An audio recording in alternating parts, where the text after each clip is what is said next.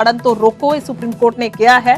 ਪਰਾਲੀ ਸਾੜਨ ਤੋਂ ਤੁਰੰਤ ਰੋਕਿਆ ਜਾਵੇ ਤਾਂ ਦਿੱਲੀ, ਪੰਜਾਬ, ਹਰਿਆਣਾ, यूपी ਅਤੇ ਰਾਜਸਥਾਨ ਤੁਰੰਤ ਐਕਸ਼ਨ ਲਵੇ। ਤਾਂ ਵੱਡੀ ਖਬਰ ਦਾ ਜ਼ਿਕਰ ਕਰ ਰਹੇ ਹਾਂ। ਸੁਪਰੀਮ ਕੋਰਟ ਦੀਆਂ ਟਿੱਪਣੀਆਂ ਨੇ। ਮੁੱਖ ਸਕੱਤਰ ਅਤੇ ਡੀਜੀਪੀ ਤੈਅ ਕਰਨ ਕਿ ਇਹ ਲੋਕਾਂ ਦੀ ਸਿਹਤ ਦੀ ਹੱਤਿਆ ਦੇ ਬਰਾਬਰ ਹੈ। ਤਾਂ ਇਸ ਮਾਮਲੇ ਨੂੰ ਲੈ ਕੇ ਦੂਜਿਆਂ ਤੇ ਥੋਪ ਨਹੀਂ ਸਕਦੇ ਵੀ ਸੁਪਰੀਮ ਕੋਰਟ ਨੇ ਕਿਹਾ ਹੈ। ਇੱਥੇ ਹਰ ਕੋਈ ਐਕਸਪਰਟ ਹੈ ਪਰ ਹੱਲ ਕਿਸੇ ਦੇ ਕੋਲ ਨਹੀਂ ਹੈ।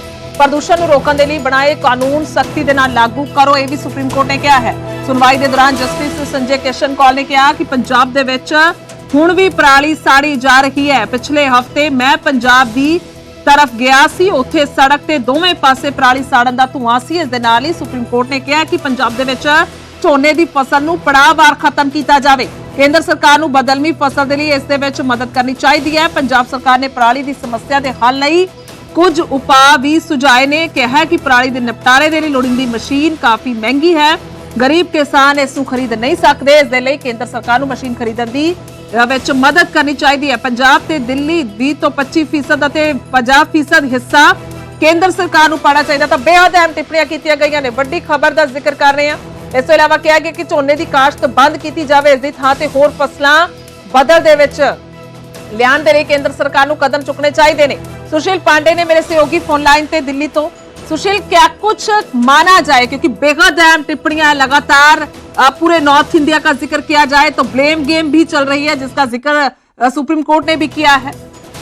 जी बिल्कुल, देखिए साफ तौर से सुप्रीम कोर्ट में आज अहम सुनवाई हुई। हालांकि मामले की सुनवाई के दौरान सुप्रीम कोर्ट ने पंजाब सरकार पर थोड़ी सी नाराजगी जाहिर की। सुप्रीम कोर्ट ने पंजाब सरकार से कहा कि पराली जलाने पर पंजाब सरकार तत्काल रोक लगाए। उनकी तरफ से ये भी कहा गया कि वो हाल ही में अभी पंजाब की तरफ गए थे तो उन्होंने सड़कों पर देखा पराली जलाई जा रही है। इससे ये पता चलता है कि राज्य सरकार कितनी गंभीर है। लेकिन फिलहाल पंजाब सरकार की तरफ से बचाव करते हुए ये कहा गया कि पराली जलाने से रोकने को लेकर राज्य सरकार प्रतिबद्ध है और पूरी कोशिश की जा रही है। पंजाब सरकार के तमाम अधिकारी दिन रात इस काम में लगे हुए हैं। लेकिन बावजूद इसके सुप्रीम कोर्ट में ये बताया गया कि जो फिलहाल अमाइकस क्यूरी है कि पंजाब सरकार की तरफ से पंजाब में पराली एक मुख्य वजह है और उसके साथ साथ कहीं न कहीं जो गाड़ियों का पोल्यूशन है वो भी एक बड़ी वजह है, जिसको फिलहाल रोकने के लिए एक साथ काम करना होगा, जिस पर केंद्र सरकार के बीच में भी तमाम बातें बीच में निकल कर आई। हालांकि एक महत्वपूर्ण बात इस मामले में ये भी निकल कर आई है कि पराली जो जलाने की प्रक्रिया है वो कुछ समय के लिए है, लेकिन प्रदूषण के बढ़े हुए स्तर की वजह पराली ही ना होकर जो गाड़ियां चल रही हैं, जो डस्ट पोल्यूशन है वो भी एक बड़ी वजह है, जिस पर सुप्रीम कोर्ट ने इस पूरे मामले में तमाम राज्य सरकारों को एक साथ आत्ममंथन करने के लिए कहा है। और क्योंकि ये कहा है कि स्वस्थ हवा प्रदान करना तमाम राज्यों की जिम्मेदारी है, लिहाजा इस मामले में ब्लेम गेम नहीं होना चाहिए। तमाम राज्य सरकारों को एक साथ पॉइंट पे आएंगे, हालांकि दर्शकों को समझाने की कोशिश करेंगे एक एक पॉइंट के जरिए। सबसे पहले मैं आऊंगी, सुप्रीम कोर्ट की ओर से कहा गया कि मुख्य सकत्तर ਅਤੇ ਡੀਜੀਪी तय करन की पराली ना साड़ी जाए। सीधे तौर पर डीजीपी को कहा गया, चीफ सेक्रेटरी का जिक्र किया गया। और अगर पराली साड़ी गई तो स्थानिक एसएचओ जिम्मेवार होंगे, तो प्रशासन किस तरह से काम करेगा, ये भी सुप्रीम कोर्ट ने अपनी टिप्पणियों में बता दिया है। जी देखिए, सुप्रीम कोर्ट ने पंजाब सरकार को दो टूक सबसे स्पष्ट बात कही है कि पराली जलाने पर पंजाब सरकार तत्काल रोक लगाए। पंजाब सरकार पराली जलाने पर तत्काल रोक कैसे लगाती है ये उसका पर्सपेक्टिव है। लेकिन सुप्रीम कोर्ट ने आज तल्ख लहजे में पंजाब सरकार को ये अल्टीमेटम दिया है कि पंजाब में पराली नहीं जलाई जानी चाहिए। सुप्रीम कोर्ट ने पंजाब, यूपी, दिल्ली और राजस्थान के चीफ सेक्रेटरी और डीजीपी को ये इंश्योर करने के लिए कहा है कि अपने अपने राज्यों में पराली जलाने पर तत्काल राज्य सरकारें रोक लगाएं। अगर पराली कहीं जलाई जाती है तो उस इलाके के स्थानीय एसएचओ जिम्मेदार होंगे और उनके खिलाफ मुकदमा सुप्रीम कोर्ट चलाएगा। ये अपनी एक बड़ी टिप्पणी फिलहाल सुप्रीम कोर्ट की तरफ से कही गई है। सुप्रीम कोर्ट ने यह भी कहा है कि तमाम जो राज्य सरकारें हैं वो पराली जलाने से रोकने को लेकर गंभीर कदम उठाएं। और दूसरे पॉइंट पे आते हैं सुशील, दूसरे पॉइंट पे आते हैं। उन्होंने ये भी कहा कि यहाँ पर हर कोई एक्सपर्ट है पर जो असल में सॉल्यूशन है वो किसी के पास नहीं है। इसका भी जिक्र सुप्रीम कोर्ट ने किया और कि कानून सख्ती से लागू किया जाए। क्या ये पॉसिबिलिटी है? हम भी देखते हैं, आप भी दिल्ली में रहते हैं, किस तरह के हालात बने हैं और राजस्थान का जिक्र हुआ, पंजाब का भी जिक्र हुआ, तो क्या वो सख्ती हो सकती है?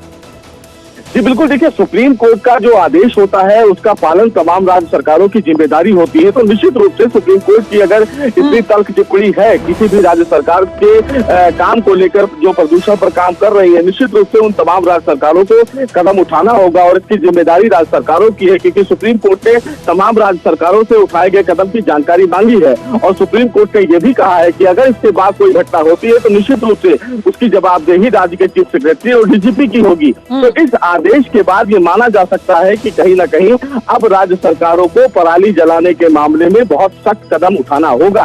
अगर पंजाब में कहीं पराली जलाई जाती है तो निश्चित रूप से उसका खामियाजा राज्य सरकार को सुप्रीम कोर्ट में भुगतना होगा, क्योंकि सुप्रीम कोर्ट ने यह स्पष्ट कर दिया है कि हम प्रदूषण के मामले में जीरो पेशेंस नहीं रखना चाहते हैं। हम चाहते हैं कि इस समस्या का समाधान होना चाहिए, क्योंकि जिस तरह प्रदूषण का स्तर लगातार बढ़ रहा है, लिहाजा नवजात बच्चे और जो बुजुर्ग हैं उनके स्वास्थ्य पर बुरा असर पड़ रहा है। लिहाजा राज्य सरकारों को प्रदूषण को कम करने के लिए जो गंभीर कदम है वो उठाने की आवश्यकता है। लिहाजा सुप्रीम कोर्ट ने तर्क लहजे में ये भी कहा कि हमें बुलडोजर चलाने पर मजबूर न किया जाए, क्योंकि अगर हम बुलडोजर चलाने पर आ जाएंगे तो 15 से 20 दिन में कहीं न कहीं परिस्थितियां कुछ और होंगी।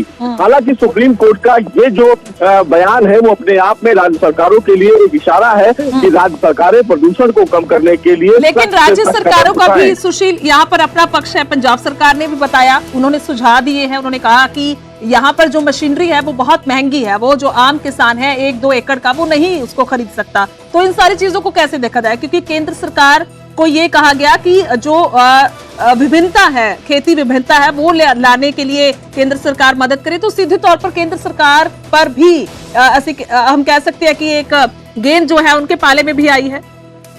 आप जिस व्यक्ति से बात कर रहे ਤਾਂ ਸੁਸ਼ੀਲ ਸਾਡੇ ਨਾਲ ਬਣੇ ਹੋਏ ਨੇ ਔਰ ਉਹਨਾਂ ਦਾ ਰੁਕ ਕਰਾਂਗੇ, ਕਿਉਂਕਿ ਮੇਰੇ ਸਹਿਯੋਗੀ ਜ਼ਿਕਰ ਕਰ ਰਹੇ ਸੀ ਕਿ ਇੱਕ ਪੁਆਇੰਟ ਦਾ ਅਸੀਂ ਚਰਚਾ ਕਰ ਰਹੇ, ਕਿਉਂਕਿ ਬੇਹੱਦ ਹੈ ਪੁਆਇੰਟ। ਦੇਖੋ ਸਮਝਣਾ ਹੋਏਗਾ ਕਿ ਕਿਸ ਤਰੀਕੇ ਦੇ ਨਾਲ ਸੁਪਰੀਮ ਕੋਰਟ ਦੇ ਵਿੱਚ ਲੰਬੀ ਚੌੜੀ ਇਹ ਜਿਹੜੀ ਟਿੱਪਣੀਆਂ ਹੋਈਆਂ, ਲੰਮਾ ਸਮਾਂ ਗੱਲਬਾਤ ਹੋਈ ਹੈ ਇਸ ਮੁੱਦੇ ਨੂੰ ਲੈ ਕੇ ਔਰ ਬੜੀ ਸਖਤੀ ਦੇ ਨਾਲ ਅਸੀਂ ਕਹਿ ਸਕਦੇ ਹਾਂ ਸੁਪਰੀਮ ਕੋਰਟ ਦੀਆਂ ਟਿੱਪਣੀਆਂ ਤੋਂ ਅੰਦਾਜ਼ਾ ਲੱਗਦਾ ਹੈ ਕਿ ਜ਼ੀਰੋ ਟੋਲਰੈਂਸ ਹੈ। ਇੱਕ ਕੇਸ ਵੀ ਸਾਨੂੰ ਨਹੀਂ ਚਾਹੀਦਾ ਜੋ ਪ੍ਰਦੂਸ਼ਣ ਦੇ ਚੱਲਦੇ ਹੋਵੇ। ਔਰ ਉਹਨਾਂ ਨੇ ਇਹ ਵੀ ਅਸੀਂ ਜ਼ਿਕਰ ਕਰਾਂਗੇ ਕਿਉਂਕਿ ਸੁਣਵਾਈ ਦੇ ਦੌਰਾਨ ਜਸਟਿਸ ਸੰਜੇ ਕਿਸ਼ਨ ਕੌਲ ਨੇ ਉਹਨਾਂ ਨੇ ਕਿਹਾ ਕਿ ਪੰਜਾਬ ਦੇ ਵਿੱਚ ਹੁਣ ਵੀ ਪਰਾਲੀ ਸਾੜੀ ਜਾ ਰਹੀ ਹੈ। ਸਿਰਫ ਅਸੀਂ ਪੰਜਾਬ ਦਾ ਜ਼ਿਕਰ ਕਰਾਂਗੇ ਕਿ ਪਰਾਲੀ ਸਾੜਨ ਦੇ ਮਾਮਲੇ ਜਿਹੜੇ ਨੇ ਉਹ ਹੈਗੇ ਨੇ ਉੱਥੇ, ਕਿਉਂਕਿ ਉਹਨਾਂ ਨੇ ਕਿਹਾ ਕਿ ਮੈਂ ਵੀ ਗਿਆ ਸੀ ਪਿਛਲੇ ਹਫਤੇ ਪੰਜਾਬ ਔਰ ਉਸ ਵੇਲੇ ਦੇਖਿਆ ਕਿ ਦੋਵਾਂ ਪਾਸੇ ਸੜਕ ਦੇ ਪਰਾਲੀ ਨੂੰ ਜਿਹੜੀ ਹੈ ਅੱਗ ਦਾ ਧੂਆਂ ਜਿਹੜਾ ਹੈ ਉਸ ਨੇ ਘੇਰਿਆ ਹੋਇਆ ਸੀ। ਯਾਨੀ ਕਿ ਇਸ ਤਰੀਕੇ ਦੇ ਨਾਲ ਉਹਨਾਂ ਨੇ ਫॉर एग्जांपल ਦੱਸਿਆ ਗਿਆ ਹੈ ਔਰ ਕੇਂਦਰ ਸਰਕਾਰ ਨੂੰ ਕਿਹਾ ਗਿਆ ਕਿ ਬਦਲਵੀਂ ਫਸਲ ਜਿਹੜੀ ਹੈ ਇਸ ਦੇ ਵਿੱਚ ਮਦਦ ਕਰਨੀ ਹੋਏਗੀ।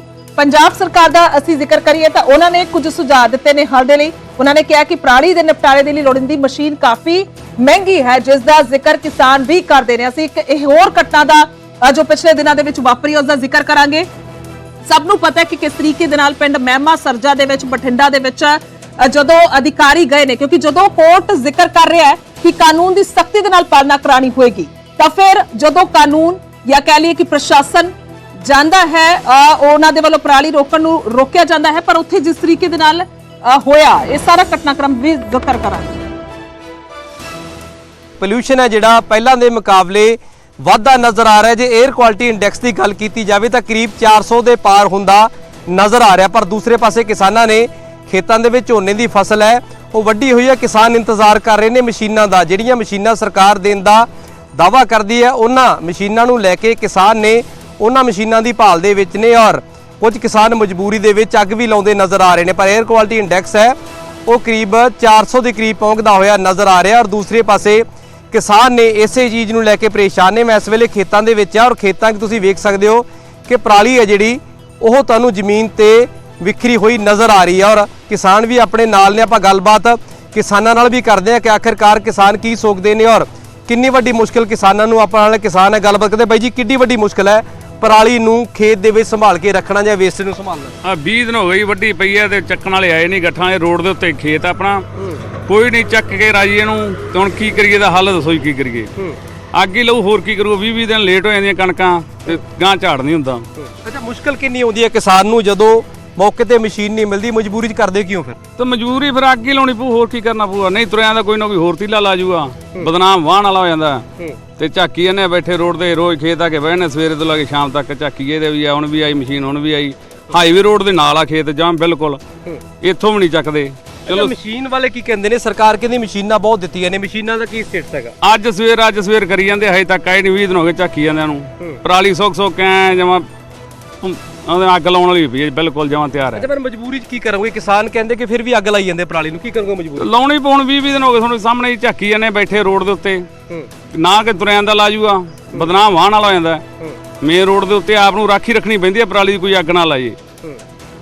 ਤਾਂ ਤੁਹਾਡੇ ਸਾਹਮਣੇ ਕਿੰਨੇ ਏਕੜ ਝੋਨਾ ਬੀਜਿਆ ਸੀਗਾ ਔਰ ਕਿਵੇਂ ਕਰ ਰਹੇ ਹੋ? ਗੱਠਾ ਬਣਾ ਰਹੇ ਹੋ ਜਾਂ ਕੀ ਸੋਚਿਆ ਹੈਗਾ ਕਿ ਪੋਲੂਸ਼ਨ ਨਾ ਹੋਵੇ? ਪੋਲੂਸ਼ਨ ਬਹੁਤ ਵੱਧ ਰਿਹਾ, ਔਖਾ ਕਿੰਨਾ ਹੈਗਾ? 4 ਕਿੱਲੇ ਆ ਤੁਹਾਡੇ ਸਾਹਮਣੇ ਬਿਲਕੁਲ ਰੋਡ ਦੇ ਨੇੜੇ, ਹਜੇ ਤੱਕ ਤਾਂ ਕੋਈ ਅੱਗ ਨਹੀਂ ਲਾਈ। ਜੇ ਹਜੇ ਨਾ ਗੱਠਾਂ ਚੱਕਣੀ ਫਿਰ ਤਾਂ ਲਾਉਣੀ ਪਊਗੀ। 4 ਕਿੱਲੇ ਆ ਬਿਲਕੁਲ ਸਾਹਮਣੇ, ਦੋਨਾਂ ਪਾਸੇ ਨਿਗਾਹ ਮਾਰ ਲਓ। ਅੱਛਾ, ਔਖਾ ਕਿੰਨਾ ਕਿਸਾਨ ਨੂੰ ਜਦੋਂ ਖੁਦ ਅੱਗ ਲਾਉਂਦਾ, ਖੁਦ ਵੀ ਧੂਏ 'ਚ ਰਹਿਣਾ ਪੈਂਦਾ, ਤੁਹਾਡੇ ਵੀ ਪਰਿਵਾਰ ਨੇ, ਔਖਾ ਕਿੰਨਾ ਜ਼ਿਮੀਦਾਰ ਨੂੰ ਬਈ? ਬਹੁਤ ਜ਼ਿਆਦਾ ਔਖਾ ਹੀ, ਸਾਹ ਬੰਦ ਹੁੰਦੇ ਆ, ਸਾਹ ਨਹੀਂ ਆਉਂਦਾ ਵਿੱਚ, ਮਜਬੂਰੀ ਨੂੰ ਲਾਉਣੀ ਪੈਂਦੀ ਹੈ, ਜੀ ਨਹੀਂ ਕਰਦਾ ਕਿਸੇ ਦਾ ਅੱਗ ਲਾਉਣ ਨੂੰ। ਬਿਲਕੁਲ, ਕਿਸਾਨ ਨੇ ਕਹਿ ਰਹੇ ਕਿ ਮਜਬੂਰੀ ਹੈ, ਸਾਡਾ ਕੋਈ ਸ਼ੌਕ ਨਹੀਂ ਹੈ ਪਰਾਲੀ ਨੂੰ ਅੱਗ ਲਾਉਣਾ, ਪਰ ਦੂਸਰੇ ਪਾਸੇ ਕਹਿ ਰਹੇ ਕਿ ਕਾਫੀ ਦਿਨਾਂ ਤੋਂ ਇੰਤਜ਼ਾਰ ਕਰ ਰਹੇ ਹੈ ਕਿ ਆਖਰਕਾਰ ਮਸ਼ੀਨ ਆਊਗੀ, ਬੇਲਰ ਆਊਗਾ ਔਰ ਇਹਦੀਆਂ ਗੱਠਾਂ ਬਣ ਗਈਆਂ, ਜੈਸ ਨੂੰ ਪੈਕਿੰਗ ਕਰਕੇ ਇੱਥੋਂ ਚੱਕਾਂਗੇ। ਪਰ ਕਿਤੇ ਨਾ ਕਿਤੇ ਜਾ ਕੇ ਕਿਸਾਨ ਨੇ ਉਹ ਆਪਦੀ ਦੱਸ ਰਹੇ ਨੇ ਕਿ ਸਾਨੂੰ ਦਿੱਕਤ ਇਹ ਹੈ, ਪਰ ਦੂਸਰੇ ਪਾਸੇ ਪੋਲੂਸ਼ਨ ਆ ਉਹ ਲਗਾਤਾਰ ਵੱਧਦਾ ਜਾ ਰਿਹਾ। 에ਅਰ ਕੁਆਲਿਟੀ ਇੰਡੈਕਸ ਬਠਿੰਡਾ ਦੀ ਗੱਲ ਕੀਤੀ ਜਾਵੇ ਤਾਂ 400 ਦੇ ਕਰੀਬ ਪਹੁੰਚਦਾ